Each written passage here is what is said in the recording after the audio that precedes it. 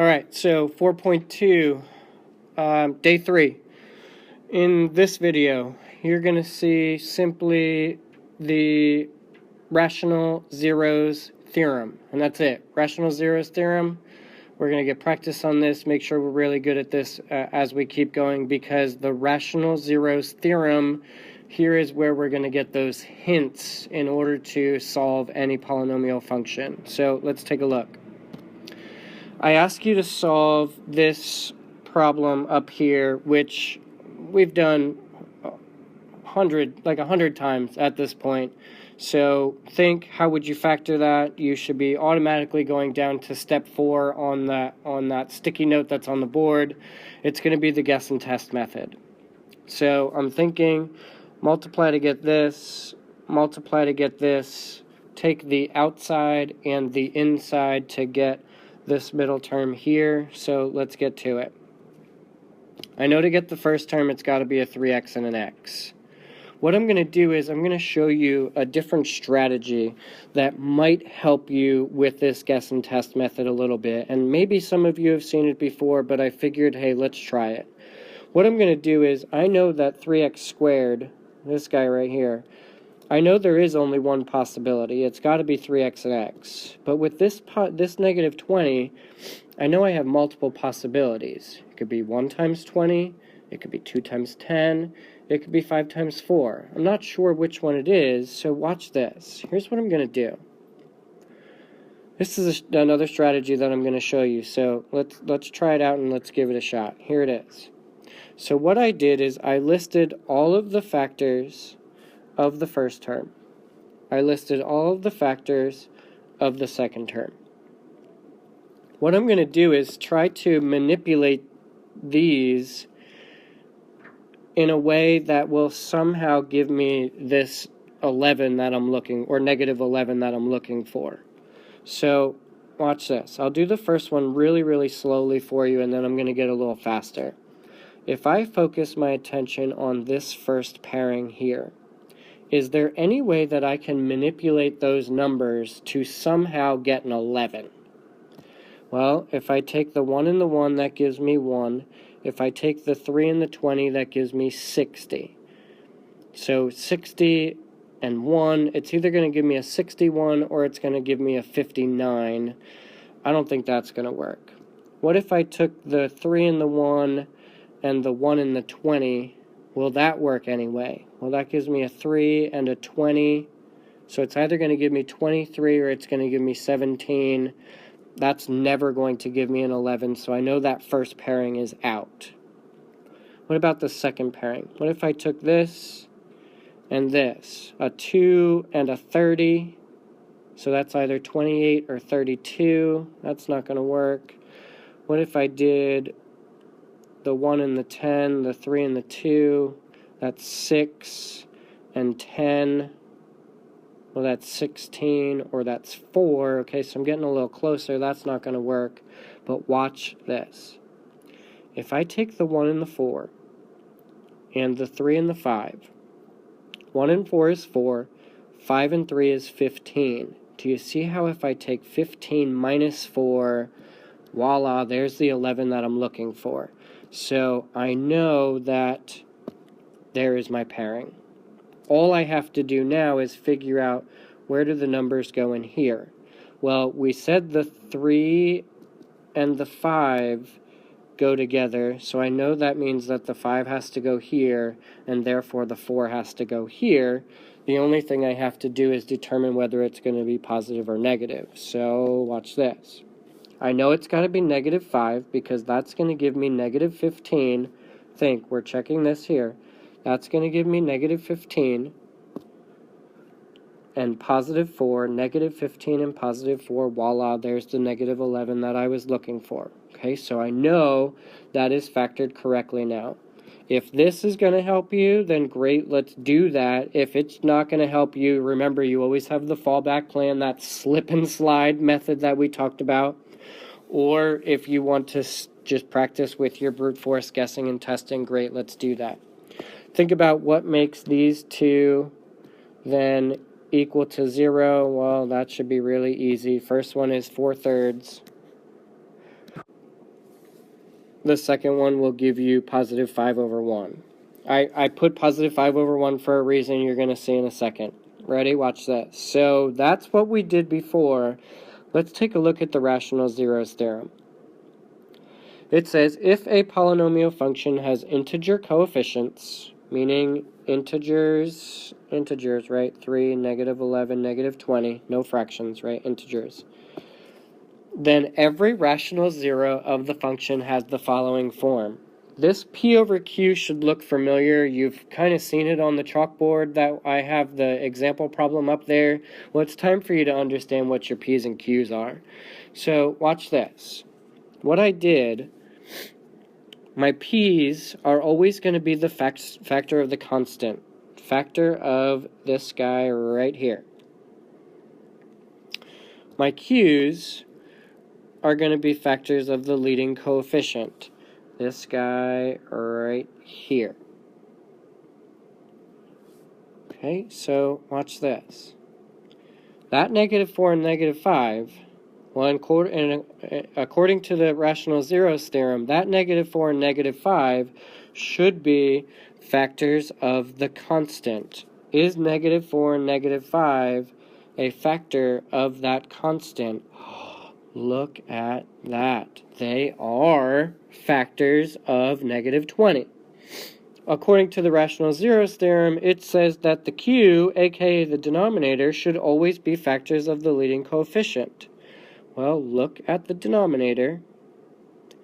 Are they factors of that leading coefficient? Holy crap, they are.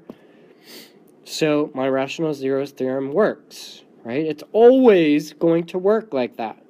To find any answers, as long as they're rational, we'll talk about what rational means in a second, you're going to take the factors of the constant divided by the factors of the leading coefficient. But my question is, what are rational numbers? I'm going to assume that you don't remember what rational numbers are, so I'm going to decide to write it for you, and hopefully you're going to put this in your notes and remember what rational numbers are.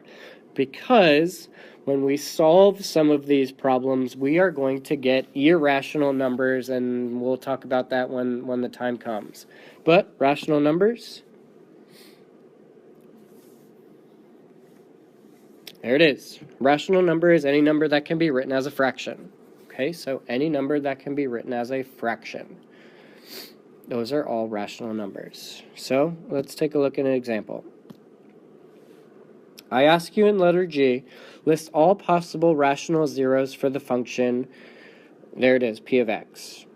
Hopefully you realize right now, when I'm asking you to find the zeros, I'm asking you what makes this thing equal to 0. Well, how many zeros are there in this problem? Well, you should be saying to yourself, well, Mr. Whitehouse, I know that before I start, there are going to be 3 zeros in this problem because your highest degree tells you how many zeros a polynomial function will have. So I know it has 3 zeros.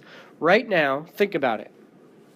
How many possibilities do we have for our 3 zeros? Well, you're probably thinking, oh my goodness, there could be infinitely many zeros. How the heck am I going to figure out which ones are actual zeros? Well, here's where your rational zeros will come into play. You're taking it from infinitely many possibilities and you're cutting it down by using the rational zeros theorem. So think about what it says. It says take P divided by Q. Remember, P is all the factors of your 16.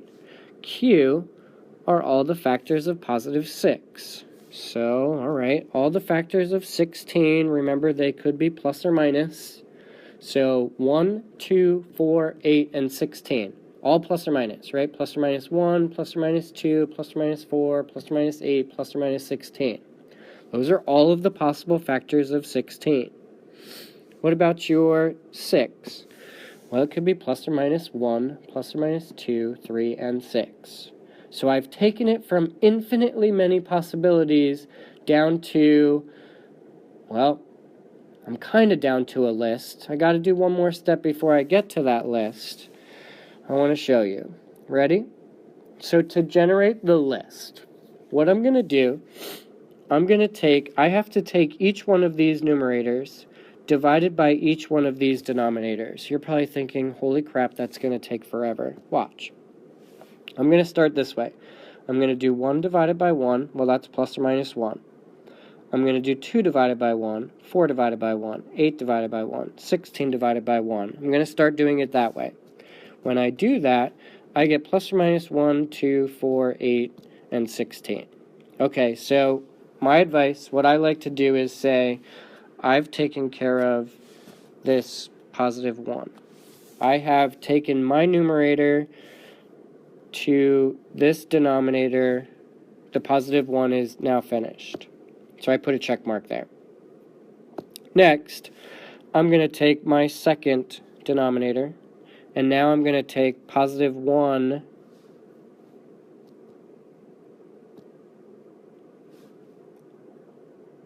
positive 2, positive 4, positive 8, and positive 16, and I'm going to divide it by 2. So if I do positive 1 divided by 2,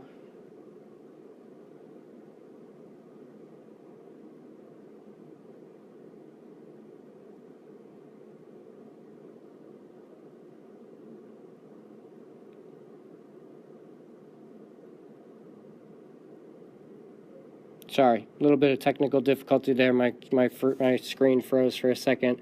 Let me back the train up a little bit. Okay, so what I've done is I've taken this positive 1, I did that, I did that, I did that, and I did that. Now I'm going to do it the other way. Here, here, here, here. Right, take the positive 2 to the denominator. 2 divided by 1 is 2. I already have that. 2 divided by 2 is 1. I already have that. 2 divided by 3 is 2/3. 2 divided by 6 gives me 1/3. So now I've done this positive 1, positive 2. I've done this one, that one's done. Now I just took the 2 to the 4 of those. Now I'm going to do the same thing. Take the 4 to the 4 of those. I'll take the 8 to the 4 of those. And then I'll take the 16 to the 4 of those. Okay, so hopefully you can see what I'm doing. So 4 divided by 1 is 4, I already have that. 4 divided by 2 is 2, I already have that. 4 divided by 3, I didn't have that, so I added it. 4 divided by 6 reduces to 2/3, I already have that, so that one looks like that's done. 8 divided by 1 is 8, already got it. 8 divided by 2 is 4, already got it. 8 divided by 2 is 3, I don't have that one, so I'm going to add 8/3. 8 divided by 6 gives me 4/3, I already got that one. One more time, 16 divided by 1 gives me 16, I already got that. 16 divided by 2 is 8, I already got that. 16 divided by 3 is 16/3, I don't have that one, so I'm going to add it. And then 16 divided by 6 is 8/3, I already got that one. So it looks like, I know you're probably thinking, oh my God, how does that make my life easier? Think about it.